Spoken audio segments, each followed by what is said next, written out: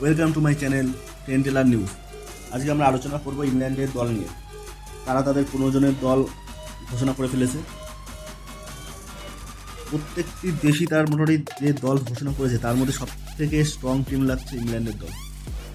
Batting, bowling, allrounder মিলিয়ে তাদের টিমটা বেশ দারুণ হয়েছে। ভারত এর আগে 15 জনের দল ঘোষণা করে ফেলেছে। এই নিয়ে তর্ক বিতর্ক এখনও চলবে। যতক্ষণ না এর একটা ভালো রেজাল্ট হবে ততক্ষণ এই তর্ক বিতর্ক শেষ হবে না। এবার ইংল্যান্ডের দল যে ঘোষণা করা হয়েছে সেটা নিয়ে আমরা আলোচনা করি।